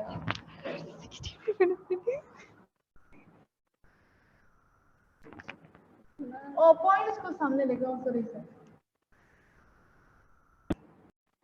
समझा नहीं क्या बोल गई मैडम। एनीवे, हो गया मैडम क्लियर? चलिए तो आगे बढ़ते हैं। कई बार क्या है कि जरूरी नहीं कि सवाल एक ही टॉपिक का हो, सवाल जो है वो मिक्स करके बना देते हैं। जैसे अगर मैं इसी सवाल इन्हीं टाइप के सवालों में, क्योंकि एनर्जी इन्वॉल्व है, ठीक है, मैं अगर मोल कंसेप्ट भी डाल दूं तो फिर सवाल इस टाइप के बन सकते हैं। देखिए ये वाला सवाल, इसमें क्या है? Calculate the energy emitted when electrons of 1 gram atom of hydrogen undergo transition giving the spectral line of lowest energy in visible region of its atomic spectra, given that RH की एक वैल्यू दे दी, C की value दे दी, H की value दे दी। समझ रहा है नहीं समझ रहा है? तो इसमें अब इंपॉर्टेंट बात क्या है? इसमें इंपॉर्टेंट बात मतलब जो है वो यहाँ छुपी हुई है, जो मैंने मार्क किया है। आपको टोटल एनर्जी निकालनी है, वो भी एक फोटोन की नहीं, सारे कलेक्टिव एनर्जी निकालनी है। किसकी? 1 gram atom of hydrogen atom. अगर आप लोग 12th पास हो तो आपको 1 ग्राम एटम का क्या मतलब पता होगा। What do you mean by 1 gram atom? बोलिए। मैं बोलूं 1 ग्राम एटम ऑफ कार्बन, इसका मतलब क्या है? कितने gram carbon? So it means 6.022 numbers. बिल्कुल, 1 ग्राम एटम का मतलब होता है 1 मोल एटम। समझ में आई बात? तो ये टर्मिनोलॉजी मोल कंसेप्ट की है। तो जब तक आपको ये टर्मिनोलॉजी पता नहीं होगा तब तक आप ये सवाल सॉल्व नहीं कर पाएंगे। ऑल्दो आपको फॉर्मूला आता है 1/λ = RH/z² 1/n1² - 1/n2²। But major thing here is this 1 gram atom. तो पहले आपको पता होना चाहिए कि 1 मोल हाइड्रोजन के एटम है। ठीक है, अब हम आगे बढ़ते हैं। Undergo transition giving the spectral line of lowest energy. तो लोएस्ट एनर्जी मतलब मिनिमम एनर्जी क्या? वो भी किस सीरीज का? Visible region. विजिबल रीजन में एक ही सीरीज होती है, कौन सी? बामर सीरीज। समझ में आ रही बात? मतलब बामर सीरीज में मिनिमम एनर्जी गैप वाली लैम्डा की बात चल रही है। बताइए बामर सीरीज में मिनिमम एनर्जी गैप कब आएगा? जब ट्रांजिशन कौन सा वाला हो? 3 से 2 वाला।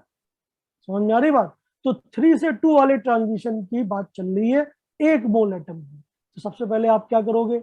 एक सिंगल फोटोन की एनर्जी निकालोगे और फिर उस सिंगल फोटोन की एनर्जी को Na से मल्टीप्लाई करो, तब जाके आपको 1 मोल फोटोन की एनर्जी मिलेगी, जो इस सवाल का आंसर होगा। मेरी बात आप सभी लोगों तक पहुंच पा रही है नहीं? बोलिए।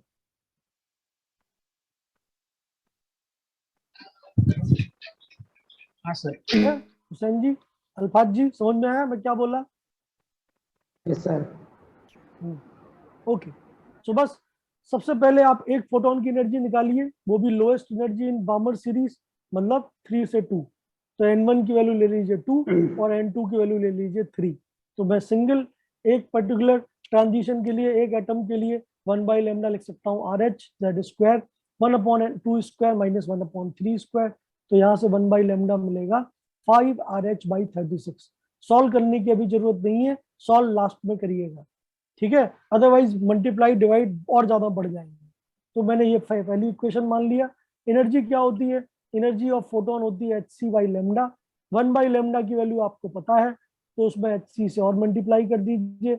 1 बाई लेमडा हो गया 5 RH बाई 36। h आप जानते हैं, c आप जानते हैं, दोनों की वैल्यू डाल दीजिए तो आपको मिलेगा 5 RH by 36 into 6.625 into 10⁻⁻34 3 into 10⁸8 joules. ये एनर्जी मिल गई आपको एक फोटोन की, ठीक है। कितने फोटोन निकल रहे हैं? कितने मोल एटम है? 1 मोल एटम है, तो कितने फोटोन निकल रहे हैं? Na नंबर ऑफ फोटोन निकल रहे हैं। Na से मल्टीप्लाई कर दीजिए, you will get your answer. Answer will be 182.5 kilo joule. समझ में आया? कोई दिक्कत है किसी को? बताइए। No sir. ठीक है, सो इस टाइप के सवाल जो है कंबाइंड सवाल आ सकते हैं जिसमें अलग अलग चैप्टर्स इन्वॉल्व हो। तो ये सवाल तभी सॉल्व होंगे जब आप ओवरऑल नॉलेज रखते हो, ठीक है। अकेले एक चैप्टर की नॉलेज से सवाल सॉल्व नहीं होंगे। और नो डाउट नीट में ऐसे सवाल बिल्कुल पूछे जाते हैं हर साल ही, तो आपको पता होना चाहिए। अगला सवाल जो और ज्यादा फेवरेट है बोर्ड का, सॉरी नीट के एग्जाम का, वो होता है नंबर ऑफ स्पेक्ट्रल लाइंस। तो ये टॉपिक आपको बिल्कुल समझ में आना चाहिए। जैसे अगर आपको मान लेते हैं 5th ऑर्बिट में है आप, और 5th ऑर्बिट से फर्स्ट में आने के दौरान कितनी स्पेक्ट्रल लाइंस निकलेंगी, कितनी अलग अलग लैम्डास निकलेंगी, ठीक है। तो उनके फॉर्मूलेज होते हैं, जो फॉर्मूले सीधा आप लगा सकते हैं। जैसे अगर 1 पे आने के फॉर्मूले की बात की जाए, जैसे मान लेते हैं आप 4th ऑर्बिट में हैं, तो 4th ऑर्बिट से 1 पे आने का टोटल तरीके कितने पॉसिबल हैं, मैंने ब्लू कलर से बताया। आप 4 से डायरेक्टली 1 पे आ जाइए, पहला तरीका। 4 से आप पहले 2 पे आइए, दूसरा तरीका। फिर 4 से आप 3 पे आइए, तीसरा तरीका। अब 2 पे आप पहुंच गए तो 2 से 1 पे आइए, एक और तरीका। 3 पे आप पहुंच गए तो 3 से 2 पे आइए, एक और तरीका। 3 से डायरेक्टली 1 पे आइए, एक और तरीका। 2 से 1 पे आने का तरीका तो पहले ही काउंटेड है। आप देख सकते हैं कि 4 से इलेक्ट्रॉन को 1 पे आने के दौरान टोटल नंबर ऑफ फोटॉन्स कितने, या total number of spectral lines कितनी रिलीज हो सकती हैं? 1 2 3 4 5 6, 6 अलग अलग लाइंस रिलीज हो सकती है। आप काउंट कर लीजिए, ठीक है। तो 4 में इतनी हो सकती है, 5th में अलग होगी, 6th में अलग होंगी। तो क्यों ना एक मैथमेटिकल फॉर्मूला बना लिया जाए, जिससे कि क्या हो, आप किसी भी nth ऑर्बिट से 1 पे आएंगे तो मैथमेटिकली आप उसका आंसर निकाल पाए। जैसे सवाल पूछता है कि 10th ऑर्बिट में है या 11th एक्साइटेड स्टेट में आपका इलेक्ट्रॉन है, बताइए वो कितनी स्पेक्ट्रल लाइन रिलीज कर सकता है। दैट मीन्स कितनी स्पेक्ट्रल लाइन रिलीज करते करते वो ग्राउंड स्टेट पे आ सकता है, ठीक है। तो इसके लिए आप मान लीजिए जनरल, क्योंकि ये तो 4 का है, ये तो आप सॉल्व कर पाएंगे। 5 में और मुश्किलें बढ़ जाएंगी, 6 में और भी ज्यादा टीडीएस होगा, ठीक है। तो इसलिए मैं जनरल फॉर्मूला निकालता हूँ from nth orbit to ground state. तो नंबर ऑफ स्पेक्ट्रल लाइन कैसे निकलेंगी आप क्लियरली देख सकते हो कि अलग अलग ऑर्बिट में आप देख लीजिए आने के तरीके कितने हैं, ठीक है। तो आप क्लियरली देख सकते हैं कि अगर n ऑर्बिट में है आप हैं, तो n ऑर्बिट से 1 में आने के तरीके डायरेक्टली कितने होंगे आप देख लीजिए। n से जो ट्रांजिशन पॉसिबल है वो कितने हैं? जैसे 4, अगर n की वैल्यू 4 ले लीजिए तो टोटल कितने ट्रांजिशन पॉसिबल थे? 4 से 1 1, 4 से 2 2, 4 से 3 3, टोटल 3 ट्रांजिशन पॉसिबल है 4th ऑर्बिट से अलोन, ठीक है। 3rd ऑर्बिट से देखिए कितने ट्रांजिशन पॉसिबल है टोटल। सो 3 से डायरेक्टली 1 1, 3 से डायरेक्टली 2 2, मतलब 3rd ऑर्बिट से टोटल ट्रांजिशन 2 पॉसिबल होते हैं। और 2nd ऑर्बिट से केवल एक ही ट्रांजिशन पॉसिबल है 2 से 1। दैट मीन्स जिस ऑर्बिट में आप होते हैं उसके n-1 ट्रांजिशन पॉसिबल होते हैं। जैसे अगर मैं 10th ऑर्बिट में हूं तो मैं कितने ट्रांजिशन दिखा सकता हूं? 10th ऑर्बिट से ही 9। समझ में आ रही बात? तो हमेशा आप ये पाएंगे कि अगर आप nth ऑर्बिट में हैं तो nth ऑर्बिट से n-1, n-1 ऑर्बिट से n-2, n-2 ऑर्बिट से n-3, ऐसे बढ़ते जाइए तो 2nd ऑर्बिट से 1 तक पहुंच जाएंगे आप। That means number of spectral line का नेट सम क्या होगा, समेशन 1 से लेके n तक का क्या वैल्यू 1 + 2 + 3 + अप टू n - 1। और मैथमेटिक्स में एक बेसिक फॉर्मूला आपने जरूर पढ़ा होगा कि शुरुआत के n नंबर्स का समेशन होता है n × n + 1/2 होता है नहीं, बोलिए। तो अगर n नंबर्स का समेशन निकालोगे तो n × n + 1/2 आएगा, लेकिन मेरा समेशन है शुरुआत के n - 1 नंबर्स का, तो मुझे n की जगह पे क्या डालना पड़ेगा, n - 1। तो मेरा फॉर्मूला क्या आएगा, total number of spectral lines का फॉर्मूला आएगा जब आप डायरेक्टली ग्राउंड स्टेट में जाते हैं तो आएगा n × n - 1 / 2। देख लीजिए, ठीक है, समझ में आया हो तो बढ़िया है। मैथमेटिक्स में सर अगर आप शॉर्टकट में तो लास्ट वाला हम लोग मेमोराइज करने से ही हो जाएगा ना? बिल्कुल याद करने से होगा, ठीक है। तो समझ जाए तो अच्छा है, नहीं समझते कोई बात नहीं, आप इस फॉर्मूले को याद करिए कि number of spectral lines nth orbit से ग्राउंड स्टेट में आने की कितनी हो सकती हैं, n × n - 1 / 2। ठीक है, अगर मैथमेटिक्स से आपको नफरत है, आप मैथमेटिक्स को एकदम हेट करते हैं, तो बिल्कुल आप मत पढ़िए ये सब, मतलब समेशन की बात मत करिए, ठीक है। आप आराम से क्या कहते हैं, नंबर ऑफ स्पेक्ट्रल लाइन की सीधी बात कह सकते हैं, n × n - 1 / 2।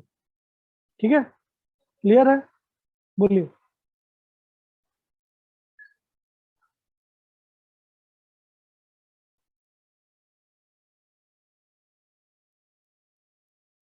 समझ में आया, बोलिए, ठीक है। तो अगर मैथमेटिक्स में आप तो मैथमेटिक्स में अगर आप स्ट्रांग हैं तो डेरिवेशन को समझिए, नहीं है कोई बात नहीं, भूल जाइए, ठीक है। फॉर्मूला याद रखिए, फॉर्मूला क्या है, nth ऑर्बिट से ग्राउंड स्टेट में आने पे टोटल स्पेक्ट्रल लाइन रिलीज होती है n × n - 1 / 2। जैसे कोई बोले 10th ऑर्बिट में आप है, बताइए कितनी स्पेक्ट्रल लाइन रिलीज करेंगे, 10 × 9 / 2, मतलब कितनी हो जाएंगी, 10 × 9 मतलब 90 / 2 45। ठीक है आंसर। ये तो आसान केस हो गया। टफ केस क्या होता है, जैसे अभी तो आप क्या है, किसी भी ऑर्बिट से फर्स्ट ऑर्बिट में आ रहे हैं, सर ठीक है। हाँ बोलो। सर एक कंफ्यूजन, बोलिए।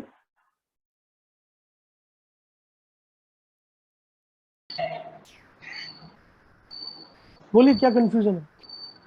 सर स्पेक्ट्रल लाइंस का मीनिंग थोड़ा समझा दीजिए। अरे स्पेक्ट्रल लाइन मतलब कितने अलग अलग लेमडास रिलीज होंगे, स्पेक्ट्रल लाइन मतलब स्पेक्ट्रम, मतलब लेमडास, अलग अलग कितनी लेमडास रिलीज होंगे, ठीक है। मतलब जैसे आप कोई भी ट्रांजिशन दिखाते हो तो आपको एक लेमडा निकालना पड़ता है ना, तो हर एक ट्रांजिशन का मतलब एक लेमडा है, तो कितनी अलग अलग ट्रांजिशन हो रहे हैं 4 से 1 आते वक्त, तो आप चेक कर सकते हैं फिर 4 से 1 आते वक्त टोटल 6 अलग अलग ट्रांजिशन पॉसिबल है, तो 6 स्पेक्ट्रल लाइन बनेंगे। समझ में आई बात फाइमा मैडम।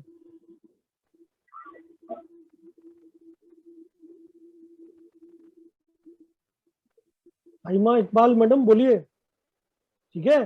स्पेक्ट्रल लाइन मतलब अलग अलग डिस्टिंक्ट कितनी लेमडा आप रिलीज करोगे, तो एक एक लेमडा मतलब एक एक स्पेक्ट्रल लाइन, ठीक है। चलिए आपने बोलना ही बंद कर दिया तो क्या ही बोला जाए। तो ये तो आसान केस है, आसान केस क्यों है, क्योंकि हमेशा ग्राउंड स्टेट पे आप आ रहे हैं, मतलब एक n की वैल्यू फिक्स है 1। टफ केस क्या होता है ऐसे ऐसे सवालों में, जब आपसे ये नहीं पूछा जाएगा कि 10 से टोटल कितनी स्पेक्ट्रल लाइन रिलीज हो रही है, नहीं, तो आपसे पूछेगा 10 से 5 आते वक्त बताइए कितनी स्पेक्ट्रल लाइन रिलीज होंगी, मतलब n1 है 10, n2 है 5, तब आप निकालिए कितनी स्पेक्ट्रल लाइन रिलीज होंगी। तो उसके लिए मैथमेटिकली दूसरा फॉर्मूला आपको याद कर लेना चाहिए, और दूसरा फॉर्मूला क्या है, दूसरा फॉर्मूला ये तो मैंने जस्ट एक एग्जांपल दिया था, आप पढ़ सकते हैं कि number of spectral lines emitted by electron in nth orbit to ground state is this formula.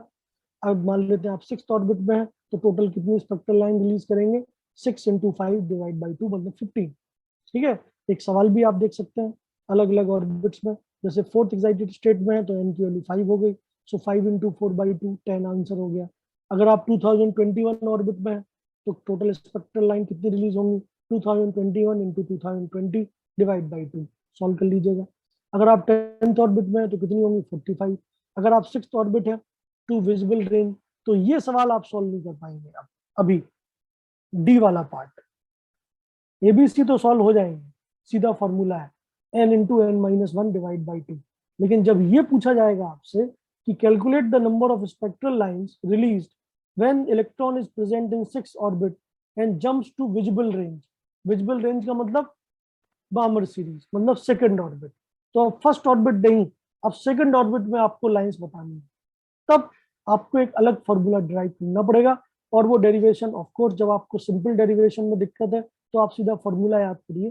Formula ये होता है कि for an electron that is transition from n1 to n2, हमेशा याद रखिए n1 बड़ा n2 छोटा है, ठीक है, क्योंकि नेगेटिव नहीं हो सकता आंसर।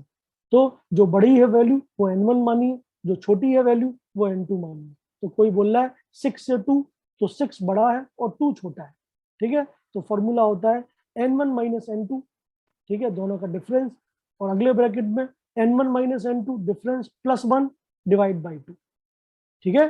तो इस फॉर्मूले को हमेशा याद रखिए, ठीक। इसी से आप दूसरा फॉर्मूला जो निकाला था वो भी निकाल सकते हैं। जैसे अगर मैं n2 को 1 कर दूं तो ये क्या बन जाएगा, n1 minus 1 n2, n1 minus 1 plus 1 मतलब n1, so n1 into n1 minus 1 divide by 2। तो वही सेम फॉर्मूला आ जाएगा जो आपने याद कर रखा है। But this is the most general formula between for two orbits number of spectral lines कितनी रिलीज होती है। तो जैसे डी पार्ट में क्या था, 6 से 2 पे आ रहे थे, तो 6 बड़ा 2 छोटा, 6 माइनस 2 एंड 6 माइनस 2 प्लस 1, तो आंसर आएगा 10। तो डी पार्ट आप ऐसे सॉल्व कर पाएंगे। समझ में आया सबको या नहीं? इंपॉर्टेंट है, नोट जरूर करिएगा, ठीक है।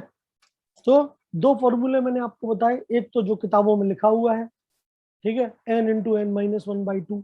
दूसरा ये जो किताबों में नहीं लिखा हुआ है, वो मैं मेरी तरफ से आपको गिफ्ट, ये आप याद कर लीजिए, सारे फॉर्मूले इसी से आ जाएंगे। सो this is the basic formula, ठीक है। हेलो, Yes, बोलिए। sir. Okay. Yes, sir. Yes, sir. तो n1 और n2, Yes, sir. ठीक है भाई, फिनिश। अगली क्लास में हम लोग बात करेंगे ड्रॉबैक्स और लिमिटेशन ऑफ बोर्स मॉडल की, और बोर्स मॉडल की लिमिटेशन के बाद हम डुअल नेचर ऑफ मैटर की बात करेंगे। टिल नाउ आपको ये नोट्स जो है वो आपको भेज ही रहा हूँ, और डिटेल वाले नोट्स भी आपके ग्रुप में मैं डाल दूंगा पूरे चैप्टर के, तो आप उससे पढ़ लीजिएगा, ठीक है। अगर कोई दिक्कत आती है, परेशानी आती है, तो जैसे आज आपने बोला है वैसे ही आप हमेशा बोलिएगा, ठीक है। मेरे को कोई दिक्कत नहीं, Yes, sir. मेरा काम है आपकी हेल्प करना, ठीक है। अगर आप कहीं भी फंस रहे हैं तो आप मेरे को जरूर बताइए, ठीक है। मतलब मैंने अज्यूम कर रखा था कि आप लोग थोड़े मतलब पढ़े लिखे हैं ज्यादा, तो इसलिए बेसिक थ्योरी नहीं चाहिए होगी, बट एनीवे अगर चाहिए तो मैं जरूर दूंगा। Bye bye bye, take care. Hi, sir. Bye sir. Hi, sir. সব কামায় একটাও কামায় না লাইলা বাঘ বেড়া আর তুমি যে কামায়া